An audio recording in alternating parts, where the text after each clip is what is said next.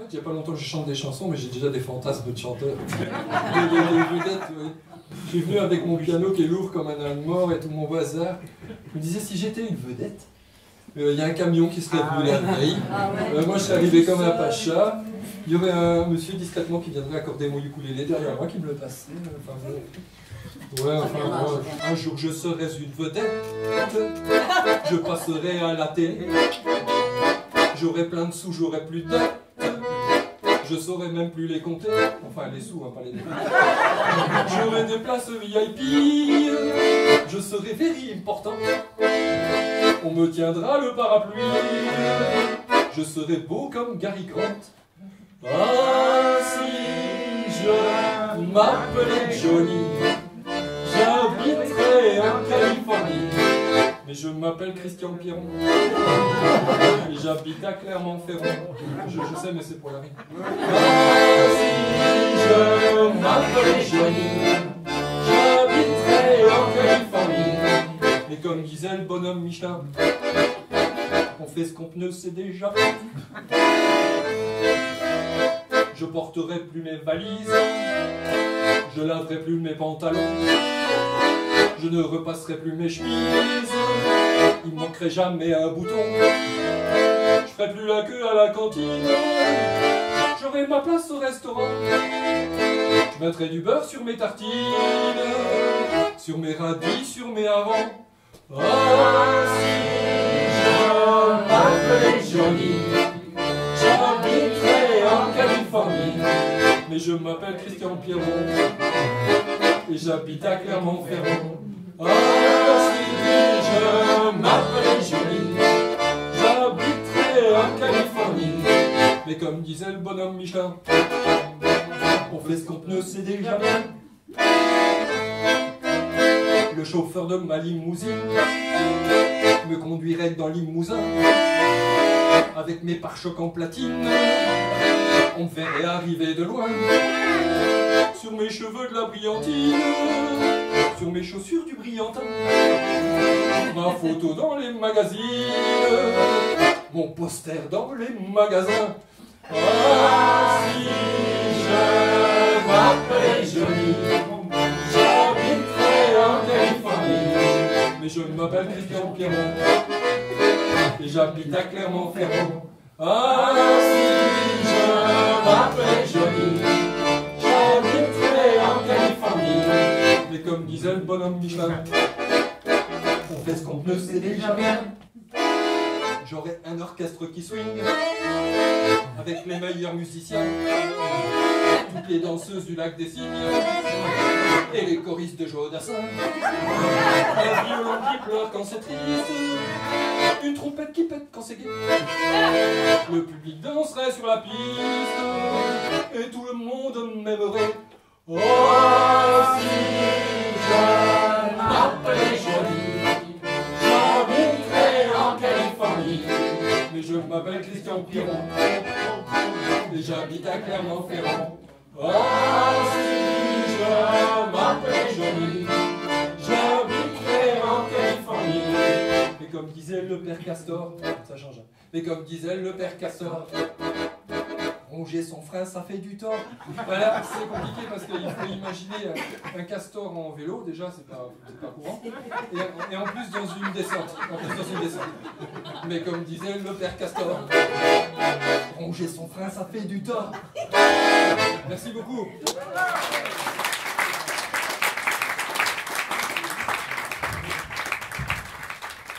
L'histoire que je vais vous raconter se passe dans une campagne, un endroit où le gazon est toujours parfaitement tondu. Vous voyez un peu?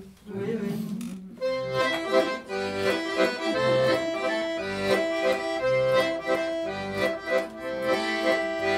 Un lord anglais très distingué se promenait. Dans son étui, son parapluie se balançait. À ses côtés, sa milady se dandinait. À ses côtés, sa milady se dandinait. Tout allait bien, il devisait de tout de rien. Pas de risque de chute, pas l'ombre du dispute. On frôlait l'ennui d'un dimanche après-midi. On frôlait l'ennui d'un dimanche après-midi.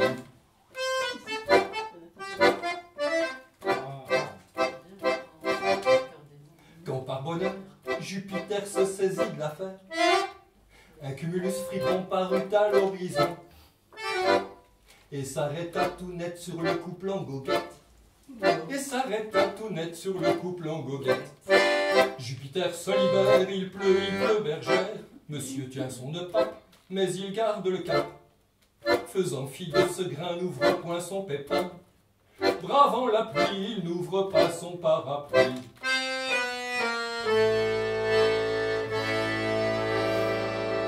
Madame prend l'eau, elle clapote, elle barbote. Puis d'un ton un peu sec, elle dit à son grand-duc: ne serait-il opportun d'ouvrir votre pépin? Ne serait-il opportun d'ouvrir votre pépin? Ma très chère femme, n'en faites pas un drame. Ses baleines sont tordues, sa poignée est fendue. Sa toile détendue, bref, ce pépin foutu. Sa toile détendue, bref, ce pépin foutu.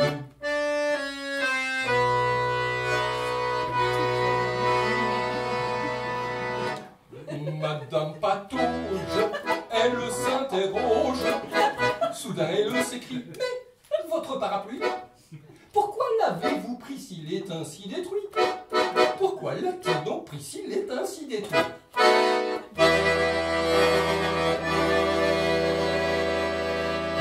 Milord encaisse le choc, l'attaque était ad hoc.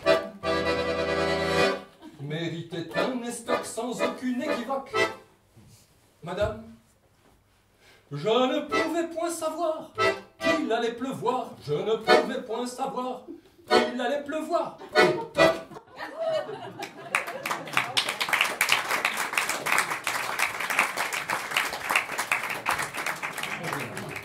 En fait, cette chanson, ça raconte une histoire. C'est une histoire que j'ai adaptée, que j'ai faite en chanson. C'est une histoire qui vient de... C'est de la tradition des histoires de Chelm. Les conteurs, ils aiment bien aller se promener à Chelm. Il y a sûrement des conteurs dans la salle. Parce qu'à Chelm, ici passe toujours des choses intéressantes. Pour vous donner une idée de l'ambiance, c'est à Chelm qu'on donnait de l'eau bouillante à boire aux poules pour qu'elles pondent des œufs durs. Je vous donne un autre exemple. Un jour à Chelm, il y avait un monsieur, son rêve c'était d'avoir 2 chiens. Alors il est allé au marché, et puis il a réussi à trouver 2 chiens, il était tout content, heureux comme un gosse, un vieux rêve. Et il est parti dans la forêt, il a fait ce qu'on fait tous, il a pris un bâton, il a envoyé le bâton, les chiens, ils cherchaient le bâton, le gars il était content, il était heureux. Parfois même il faisait semblant, il lâchait le bâton derrière, puis le chien il revenait, mais où il est le bâton, où il est le bâton? Le bonheur, des fois c'est pas grand chose.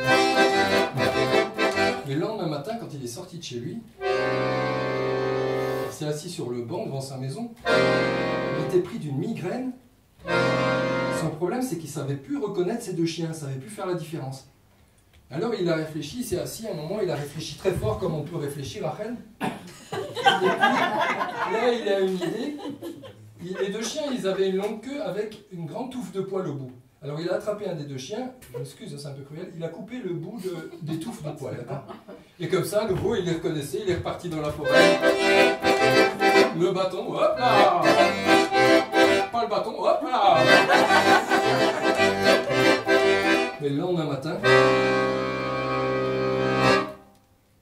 quand il s'est réveillé, un des garnements du village avait attrapé l'autre chien, il lui avait coupé aussi le bout. Alors il s'est rassis, il a réfléchi encore une fois très très fort comme on peut réfléchir. Pourquoi je tombe à côté de ma chaise? Et là il a une autre idée, je m'excuse c'est un peu cruel mais c'est pas moi qui l'ai fait. Les 2 chiens avaient une dent pointue qui dépassait. Très pointue. Alors il a pris un petit marteau, puis délicatement il a cassé un bout de dent à un des chiens. Je suis désolé madame. Et comme ça il voyait bien la différence et même la nuit il savait les reconnaître parce qu'il y en a un qui faisait waf waf et l'autre faisait waf waf, il avait un petit accent. Et puis il est parti dans la forêt. Le bâton, allez hop là! Et le lendemain matin, bêtement, très bêtement, la vie parfois est cruelle. L'autre chien, en faisant le tour de la maison, a buté sur une pierre, il s'est cassé exactement la même chose. Ils faisaient tous les deux. Wouf, wouf. Rigolez, madame Lily, rigolez pas. Il était... Pourquoi est-ce que chaque fois que son bonheur était là, à portée de main, pourquoi il était très bas. Je peux pas aller plus bas parce qu'il y a une note, mais il était très bas. Alors, il est allé voir son meilleur ami. Il est allé voir son meilleur ami, il lui a tout expliqué depuis le début, l'histoire de la poupée, l'histoire de la dent, etc.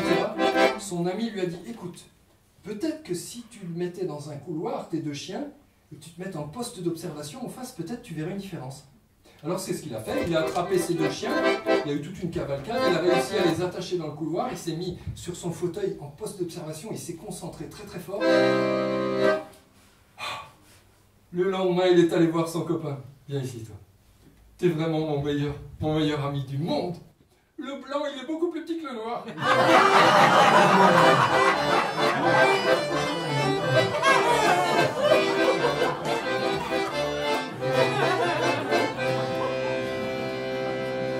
C'est un rêve, si vous voulez plus de précision. Cherchez ce livre.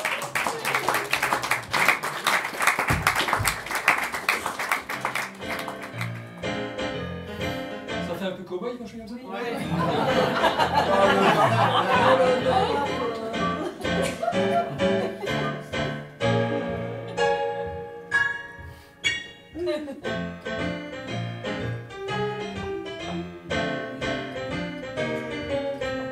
On sort de la discothèque, je lui dis je m'appelle Patrick. Elle dit toi t'es un mec, un vrai pas un blanc-bec. On monte dans mon break, Massime Camille Lanty. Mon tableau de bord en tech, mes coussins en peau de bique. Je clignote tic-tac, tic-tac, je recule les jantes en crack. Je redresse le pare-choc et nous v'là à le baraque. Un petit verre de cognac, elle dit ok je suis doc. Je vais mettre un peu de musique, l'affaire est dans le sac. Un petit air romantique, un grand verre de cognac. Ma main sur son callback, elle me colle un flic-flac. Je change de tactique, je prends un air stoïque. Elle se radouce si chic, sur ma joue un grand smack. Ça y est, c'est magnifique, je lui montre le clic-clac. Elle me dit comme c'est chic, et je passe à l'attaque. J'attrape le clic-clac, je tire et j'entends crac.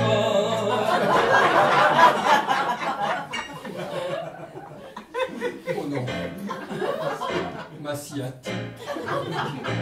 Je m'affale sur le paddock.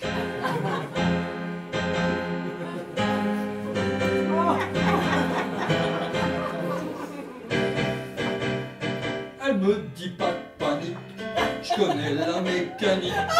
Elle m'attrape, elle me craque, elle me retourne, elle me croque. Guérie par sa technique, sa médecine athlétique. Je bondis sur le paddock, je danse le kazakh-choc. Hey!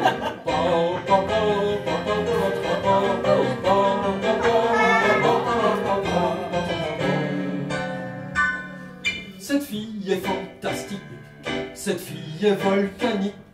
Elle m'arrache le froc, j'adore sa technique. Elle me prend le ciliac, je suis pris de panique.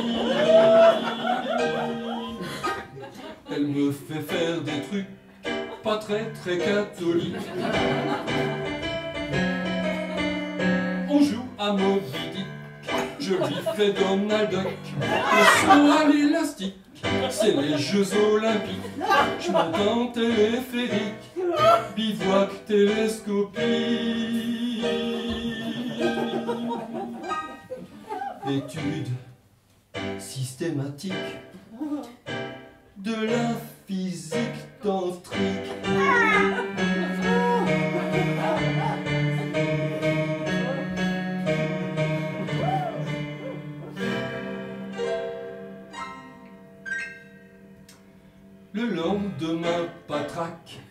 le réveil pathétique, la tête dans le sac, j'avale un aspégie.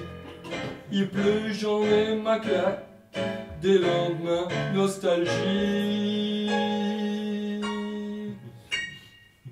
C'est quoi cette petite carte? Ouh, la vie est fantastique. Hey, papa, papa, papa, papa, papa, papa, papa, papa, papa, papa, papa. On monte dans mon break, Massim Camillotti. Mon tableau de bord en tech, mes coussins en peau de bique. Pam, pam, pam, pam.